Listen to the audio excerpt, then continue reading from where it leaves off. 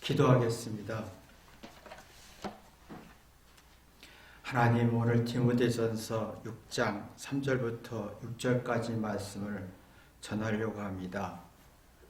왜 우리 마음에 부패가 되어서 진리를 상실하고 경건과 건전성을 상실하는 우리의 모습을 봅니다.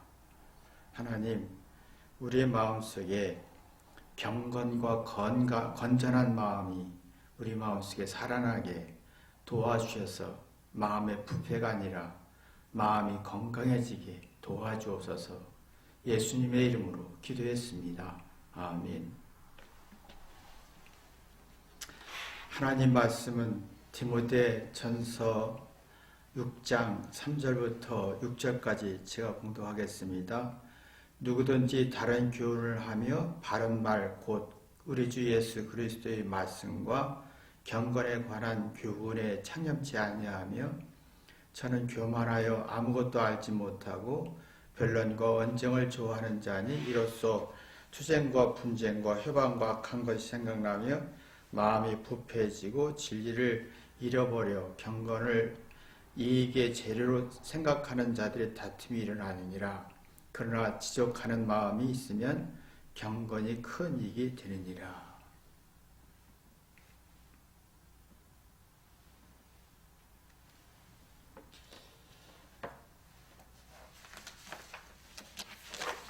사도 바울이요 디모데에게 이렇게 말했습니다. 다른 교훈을 하며라고 했는데 이 말은 예수님의 가르침과 반대되는 교훈이다 라는 얘기예요. 이 다른 교훈이란 말은 이제 신화나 끝없는 족보를 얘기하는 건데 자신은 굉장히 위대한 사람이다. 우리 가문은 왕의 가문이었고 귀족의 가문이었고 신하의 가문이었다라고 하면서 끝없이 자기의 우월성을 가르치는 어떤 구조였어요. 근데 예수님은 반대로 나는 죄인이다. 나는 부족한 자다. 연약한 자다. 위대하지 않다. 단점이 많고 문제점이 많은 사람이다. 라는 것입니다. 근데 이게 서로 다르다는 거예요. 예수님이 가르치는 거하고 세상에서 말하는 건 서로 다르다.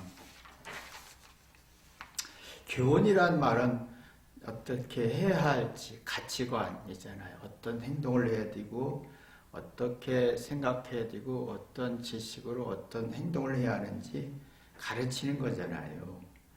근데 세상의 교훈은 끝없이 우월하다라는 가치를 가르치는 거잖아요. 과거는 이게 참 세상을 지배하려면 이런 어떤 우월성이 필요했습니다. 나는 신의 아들이고 위대한 존재다 해서 자신의 우월과 신적인 존재로 사람들을 공포와 우욕과 두려움으로 복종시켜서 나라를 만들었어요. 억지로 존중하게 했죠. 억지로 순종하게 했습니다. 그 상대를 무시하고 상대를 약점을 잡고 괴롭히는 기술과 지식은 참 많이 발전했죠. 그런 문화가 참 많이 발전했던 시대인데 근데 문제는 상대를 무시하고 함부로 하고 공포심을 주고 위협을 주고 약점을 공격할수록 존중하는 능력을 상실한다는 겁니다. 그래서 지금 아이들이 참 괴로워하는 게 어떤 그 우월하고 똑똑해 세상을 살려고 하다 보니까 내가 세상에 살려면 똑똑해야 되니까 똑똑해지긴 했지만 존중이 상실되는 거예요. 그 존중은 상대를 높이고 나를 낮추는 거잖아요. 근데 상대를 높이고 나를 낮춰야 이해하고 깨닫는 능력이 발전해서 사랑이라는 게 발전하는데 그러니까 지금은 존중이 없으니까 사랑이 결핍 현상이 생기는 거예요. 사랑의 결핍 현상은 상대가 나를 위해서 희생해야 되고 도와줘야 되고 이해를 해야 된다고 생각하는 거예요. 근데 이게 사랑과 공감과 감동과 행복을 떨어뜨리는 원인인 거죠. 그 사랑을 요구하는 게 당연히, 사랑은 기대하고 바라는 게 당연한 권리로 여겨지고 있습니다. 근데 이게 참 점점 이게 한과 상처가 남는 거예요. 기대할수록 바랄수록 한과 상처가 남아요. 그래서 이 로마 시대 때 상대를 내가 우월하고 신적인 존재다, 가문이 좋고 위대하고 신화적인 존재라고 해서 상대를 괴롭힐 때 이게 괴롭힘을 당하는 사람은 한과 응어리가 많아지면서 다시 정권이 바뀌고 전쟁이 일어나고 끝없는 다시 족보와 신화의 황제 신의 아들로서 다시 끝없이 또 잔인성이 나오고 파괴적인 형질이 굉장히 발전했습니다. 근데 그런 것 같이 지금도 우리가 끝없이 신화와 끝없는 족보와 끝없는 우월성을 제시하다 보면 사랑과 존중이 떨어져서 바라는 건 큰데 잔인성은 굉장히 발전하니까 이것이 지금 어떻게 포장했냐면 자존심으로 포장됐습니다. 자존심은 나는 맞고 나는 정의롭고 정당하고 옳고 상대는 잘못이다. 그래 내 말 들어라. 이런 정신이 지금 자존심으로 발전했다는 거예요. 그러다 보니까 바른 말, 곧 이 바른 말을 어떻게 현대인 성경으로 하냐면 그리스도의 건전한 말씀이라고 표현했어요. 바른 말이라는 건전한 말씀. 그리고 경건에 관한 교훈을 창념치 아니했다. 이 듣지 따르지 않았다. 가치를 두지 않았다. 라는 얘기 표현했어요. 그러니까 지금 끝없이 신화와 같은 나는 우월한 존재다. 세상에 생존하기 위해서는 이 능력이 필요하긴 하지만 이게 자존심으로 발전하면서 건전한 말씀, 바른 말씀 이게 무너지는 거예요. 건전한 말씀, 바른 말씀은요. 지금 이게 무너졌단 말은 상대 말이 안 들린다는 거예요. 여러분 보시면 아이들이 지금 엄마 말을 1%도 안 듣습니다. 자기 말만 합니다. 자기 감정 얘기만 하고 자기 생각 얘기만 하고 자기 욕구를만 얘기지 들려고 하지 않습니다.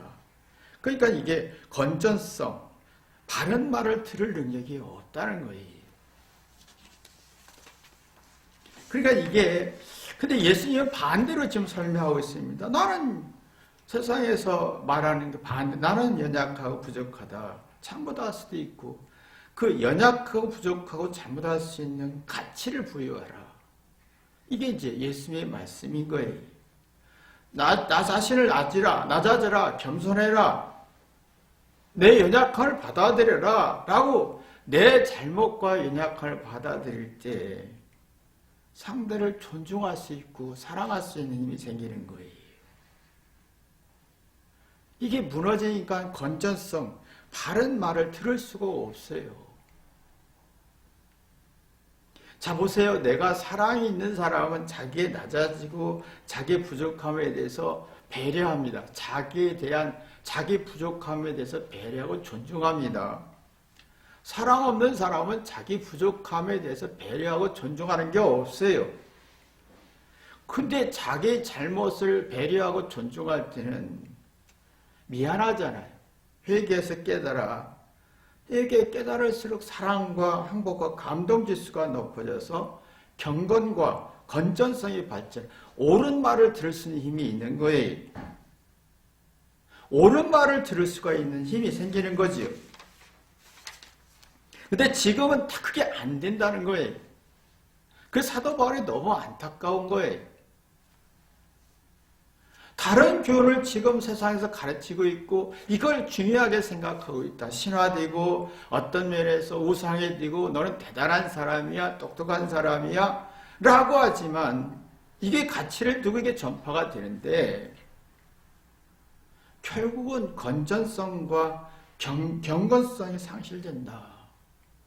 하나님의 옳은 말을 했을 때 받아들일 능력이 없고 부모가 옳은 말을 했을 때 받아들일 능력이 없고 같이 부여할 능력이 없다. 경건의 능력이 없다. 이게 건전성이라는 건요, 올바른 이해란, 올바로 받아들인다, 바른 말을 받아들인다는 말은 뭐냐면, 바른 말을 받아들이는 것이 이게 건전성인데요. 이 건전성이 뭐냐면, 내 안에 잘잘못을 있는 것들을 인정하는 것, 내 안에 부정적인 성질도 있고, 긍정적인 성질도 있다. 내가 말하면 잘못하는 부정적인 것도 있고, 또 긍정적인 것도 있다. 내가 잘하는 것도 있고 못하는 것도 있다. 이게 뭐냐면 내 자랑을 주장하지 않는다. 내 잘못도 내 자신에 대한 내 잘못을 배려할 수 있는 힘이 있다. 내 잘못을 이해할 수 있는 힘이 있다라는 거예요. 이게 건전성인 거예요. 올바로 이해하는 게 되는 거죠. 그러면 내 잘못을 인정하고 받아들일 수 있는 힘이 깨닫고 그 깨달음이 지혜가 되고 사례 분별이 되는 에너지가 되는 거지요. 그 생각하고 이해하는 게 건강해져서 사례 분별이 되면서 정신적으로 건강해지고 마음과 몸이 편해지고 튼튼해지는 거예요. 몸과 마음이 튼튼해지는 게 건전성, 바른 말인 거예요.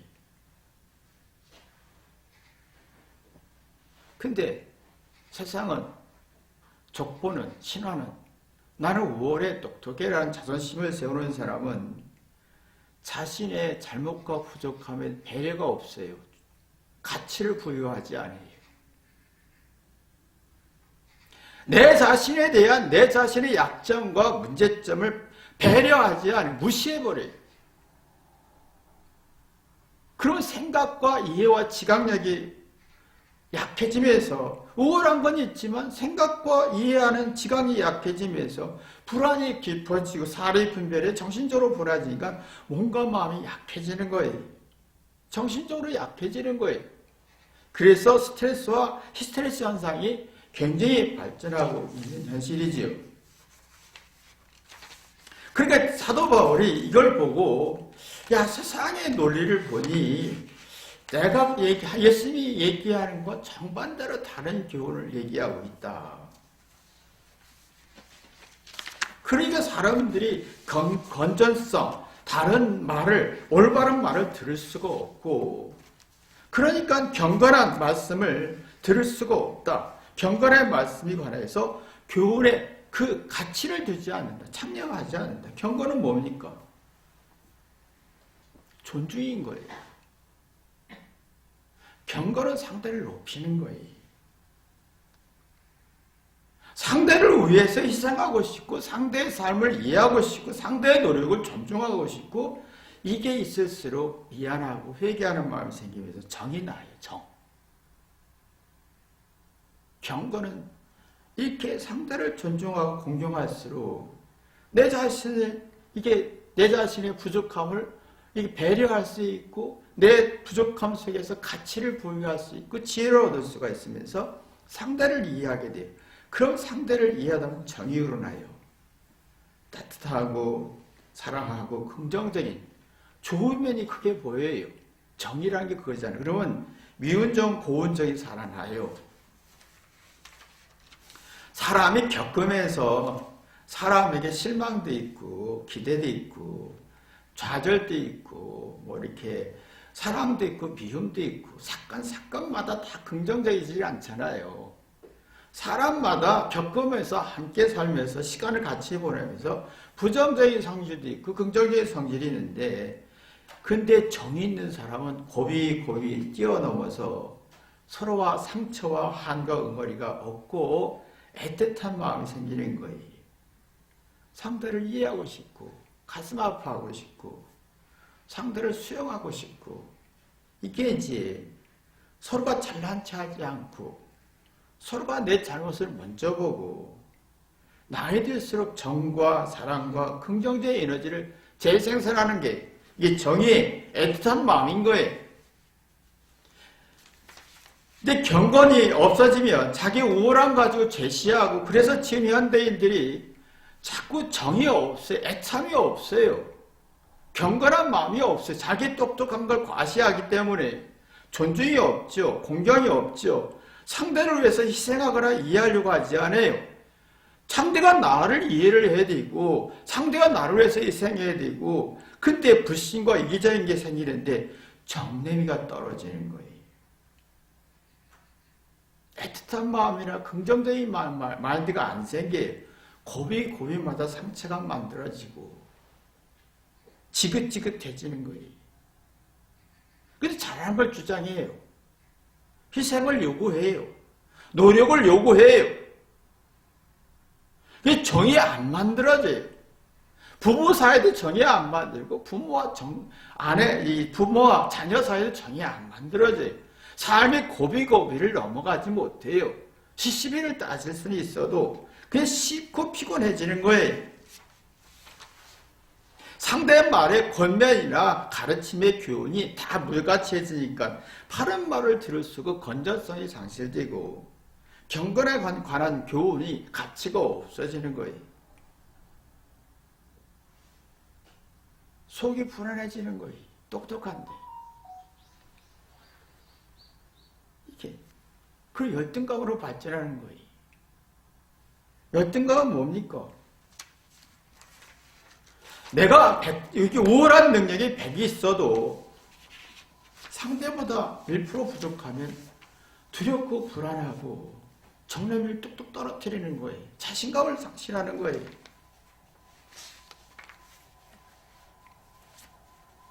그러니까 이게 자 봐라 사도 바울이 이 세상의 가치관과 예수님의 가치관, 세상에 주장하는 것과 예수님의 주장하는 가치관 참 차이가 있다. 세상을 봐라.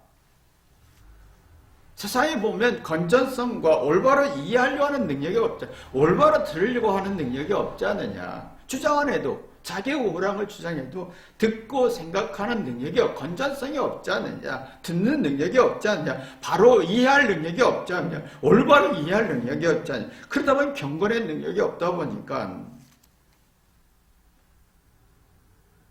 자신의 똑똑함을 만족을 가질 수 있다. 자기 만족에 빠질 수 있다. 그러나 건전성, 상대의 올바른 말을 들을 수 없고 경건한 능력이 없다면 무슨 의미가 있겠느냐? 이거예요. 결국은 똑똑한 게 열등감으로 발전하지 않느냐.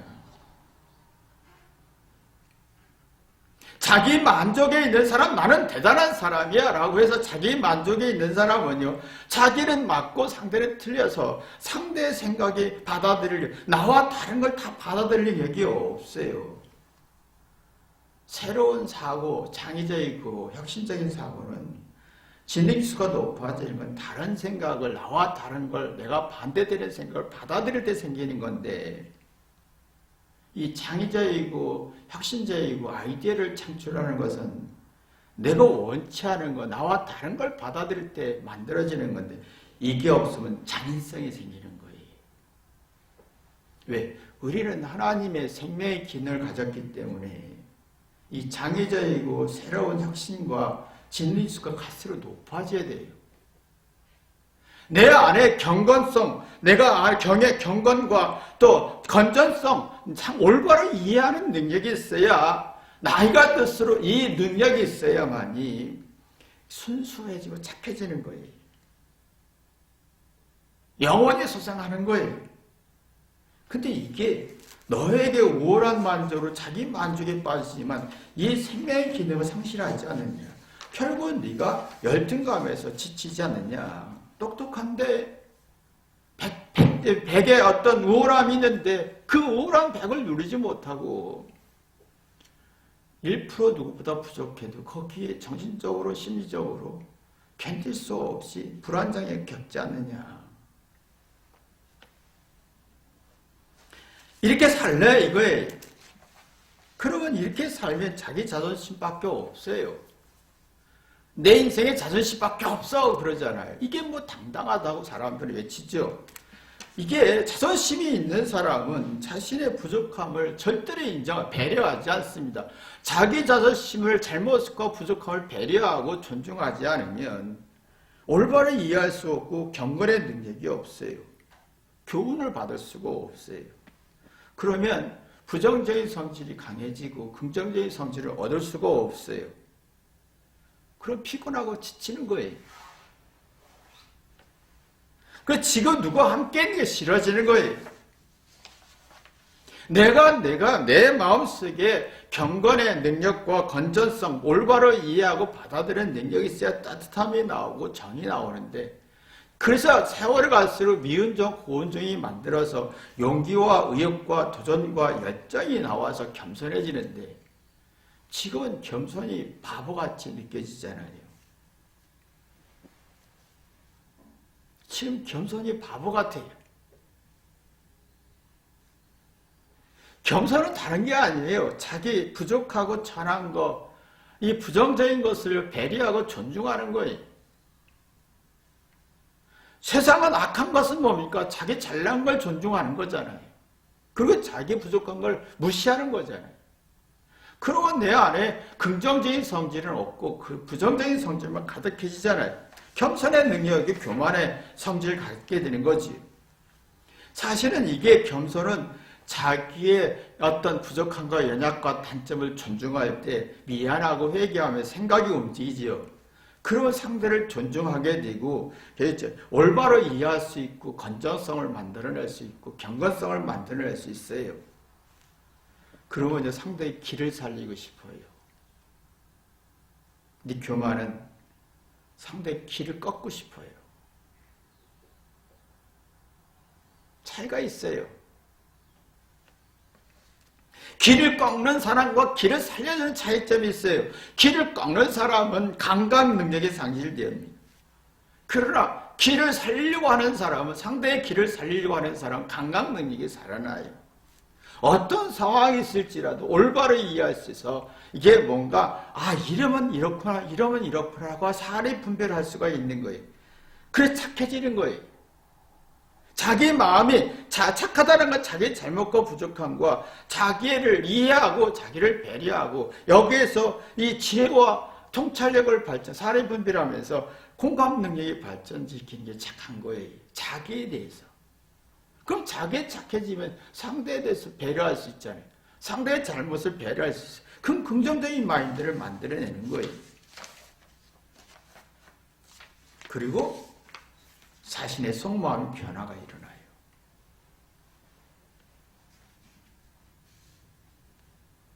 근데 자기에 대해서 배려가 없고 못난 거 부족한 거 배려가 없고 공감하는 능력이 없으면 속마음의 변화가 없어요.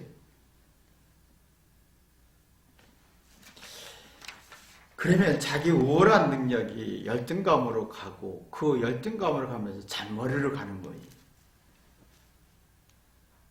잔머리를 가다 보면 그 우월한 지식과 능력과 자기 소질과 재능을 못 찾아요.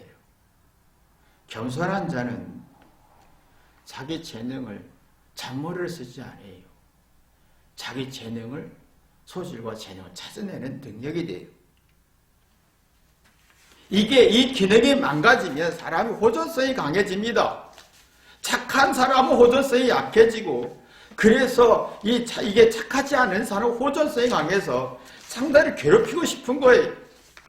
그래서 지금은 아이들이 부모를 괴롭히고 싶고, 아내를 괴롭히고 싶고, 남편을 괴롭히고 싶고, 부모를 괴롭히고 싶은 시대에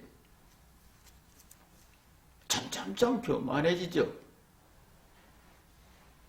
디모데전서 6장 4절 보면 교만하여라고 했어요. 저는 교만하여 아무것도 알지 못하고라고 했어요. 왜 아무것도 알지 못하는? 이 말은 무슨 말이냐면 사람들은 똑똑하고 우월합니다. 정말 많은 지식이 있어요. 근데 이 지식 가지고 내가 회개해서 내 잘못을 배려하고 착한 마음을 가지면 뭔가 이게 생각하고 뭔가 그렇구나 사리 분별이 있어요. 근데 교만한 사람은 자기 우월함과 상대를 공격하고 무시하면서 자기 우월한 지식을 올바로 쓸 수가 없어요. 깨닫는 능력으로 안 간다는 거예요. 이해하고 올바로 이해하고 건전성과 경건성으로 발전하지 않는다는 거예요. 그러면 뭐라 하겠습니까? 아무것도 알지 못하고 변론이라고 했어요. 논쟁한다고 그랬어요. 변론, 논쟁. 자신 잘못 없다. 핵심은 논쟁의 핵심이 그거잖아요. 잘못 없다. 네가 잘못이다. 갈등과 분노와 적대감과 미움이 막 정념이가 뚝뚝 떨어지는 말이 오가잖아요. 부부도 그렇고 사랑한다면서 그렇고 만나서 사랑하기도 시간이 없는데 끝없이 논쟁, 분쟁만 하는 거예요. 변론만 하는 거예요. 난 잘못 없고 네 잘못이잖아 하고 상대의 길을 꺾어버려요. 이게 사랑과 행복이 나냐? 그러니까 이게 변론이란 사리 분별이 그러면 따지는 건데 그 따지는 능력이 없어요. 올바로 자기의 회개인데 변론은 회개예요. 근데 회개하지 않고 따지면요. 사리를 밝히려고 하면 논쟁이 되고 분쟁이 되잖아요. 갈등만 있는 거예요. 결국은 상대를 몰라요. 두려워요. 그래서 시기가 생기는 거예요. 난 상대보다 잘나야 돼. 다툼이 일어나요. 서로 대립하고 상대를 부정하는 거예요. 서로 모독하는 거예요. 상대의 말을 강한 부정하는 거예요. 그래서 의심과 갈등 속에서 자기를 괴롭히는 거예요. 그러니까 이게 사도 바울이 이렇게 보니까 사람들이 이런 사고를 가진다면 이런 결과가 있는데 왜 이렇게 사나? 왜 세상의 논리에 사나? 그러니까 5절 뭐라 합니까? 그리고 마음이 부패지고 라겠어요. 마음이라는 세계는 상대를 이해하는 거예요. 그리고 마음의 기능은 자기의 잘못과 열등함, 배려하고 존중하는 거예요. 그래서 건전성, 바른 말을 들을 수 있고 또 경건, 상대를 존중할 수 있는 힘이 생기는 거예요. 이 기능이 죽었다. 이 기능이 죽었다. 독특한데 이 기능이 죽었다. 온전한 마음을 가질 수가 없다. 사리 분별이 안 되는 거예요.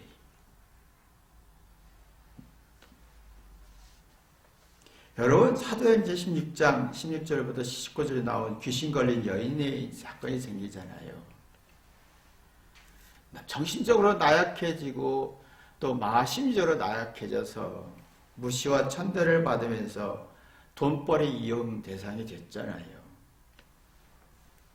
근데 이 사람이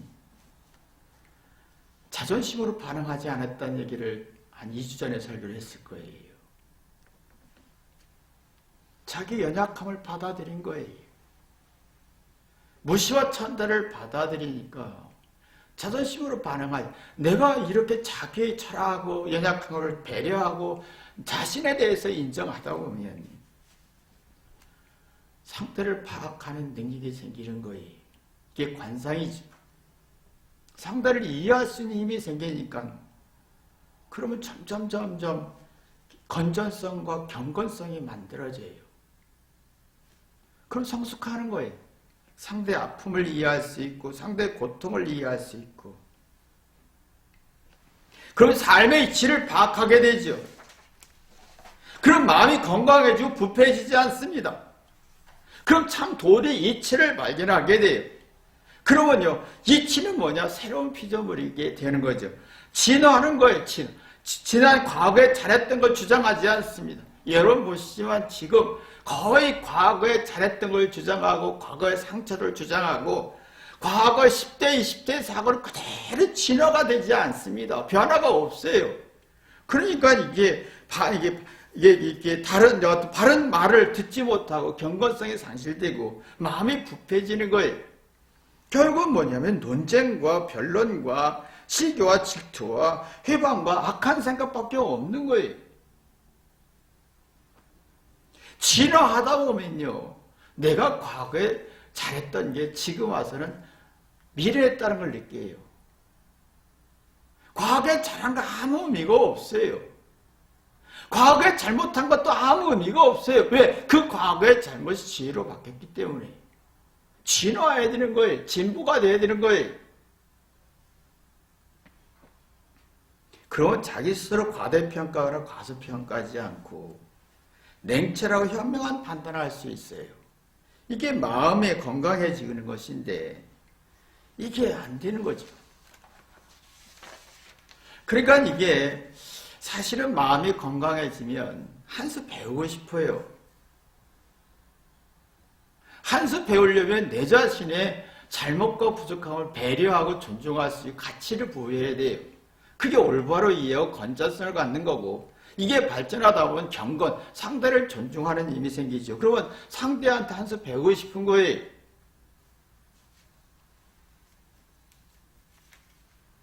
상대를 이해하고 싶은 거예요. 그 6절에 뭐라 나옵니까? 그러나 지적하는 마음이 있으며 라고 했어요. 이 말은 이런 경건과 건전과 올바로 이해하는 사람은 마음의 만족이 있다라고 했어요. 많이 깨닫는 거예요. 잘했든 못했든 자기를 깨닫고 이해하고 깨닫는 게 굉장히 발전하는 거예요.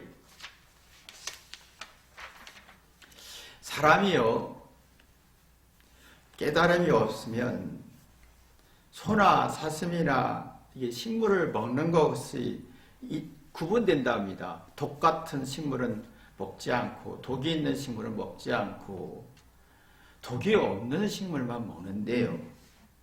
잘 구분할 수 있죠. 그리고 소나 사슴이나 이 풀을 먹는 동물들이요, 해가 되는지 독이 되는지를 구분해서 먹는 거예요. 근데 우리는 이 구분이 안 되는 게 악이죠. 우월한 능력과 자존심을 세워서 신화와 우월성을 과시하는 사람은 뭐가 뭔지, 해가 되는지 독이 되는지를 도움이 되는지를 파악할 능력이 없어요.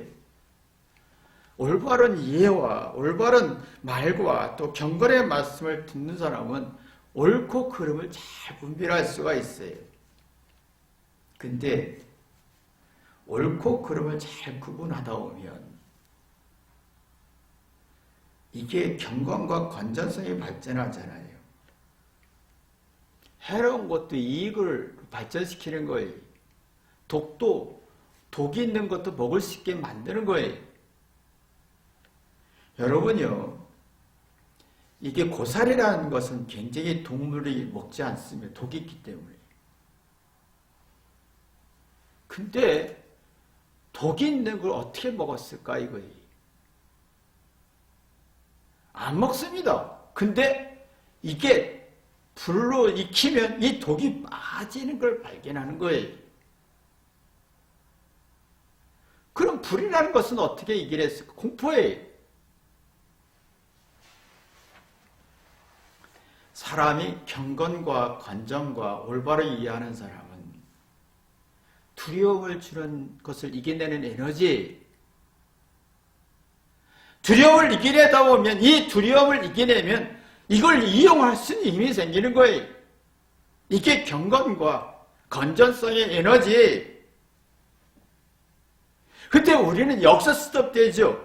그냥 독과 어떤 독이 해롭고 도움이 되는지 구분도 잘 안 될 뿐만 아니라 또 독이 되어 있는 고사리를 어떻게 먹을 수 있다는 고민도 하지 않아요. 내가 자신이 부족하고 열등하고 싫고 천대하는 것을 어떻게 사용할 것인가도 생각하지 않는 게 문제지요. 그럼 이런 사람 타성에 젖어요. 변화가 없어요.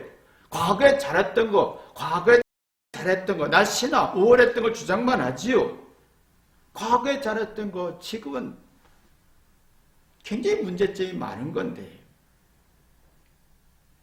70년대 정의로운 게 지금 정의를 부르면 현대 20대 30대 애들은 굉장히 불쾌하게 느껴지는 거예요.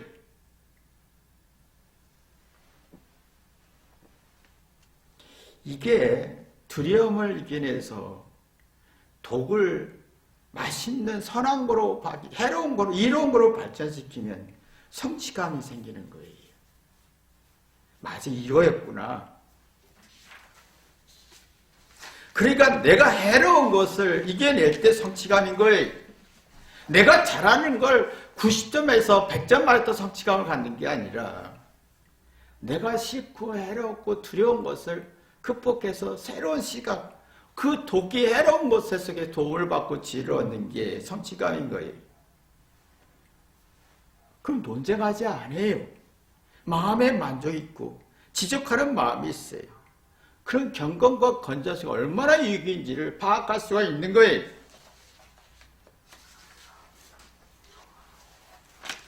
그 마음에 만족이 있는 거예요. 선악을 구분하지요. 악을 선으로 바꿀 있죠. 독을 먹을 수가 있지요. 내가 못난 거 열등한 거 지혜로 바꿀 수가 있어요. 근데 이게 우리에게 큰 이익이라는 거예요. 어마어마한 이익이라는 거예요. 근데 우리 세상에서는 내가 너보다 자존심이 있어. 내가 너보다 오래 자기 만족에 빠질 뿐이에요. 그게 열등감으로 가게 하고 또 우월한 능력을 올바로 쓰지 못하고 독인지 선인지 악인지 구분도 못하고 그 두려움을 이겨낼 수 없고 독을 맛있는 거로 바꿀 수가 없고 지혜로 바꿀 수 없고 해롭고 부정적인 걸 능력으로 바꿀 수가 없는 악한 성질이라는 거지. 사도 바울이 정신 차려라. 지금 막연하게 믿는 게 아니라 아주 구체적으로 이 하나님의 말씀을 정리를 해야 되고 마음을 정리할 수 있어야 된다. 라는 얘기를 하고 있는 거예요. 여러분이 사도 바울 같은 사고와 심정이 있기를 주님의 이름으로 기도합니다. 기도하겠습니다. 하나님 아버지, 사도 바울이 외쳤던 이 말씀이 내 마음을 부패하게 하지 않고 마음에 만족 있게 도와주어져서 세상의 논리에 인생을 걸지 않고 하나님의 진리에 인생을 걸 줄 아는 믿음 있게 도와주어져서 예수님의 이름으로 기도했습니다. 아멘.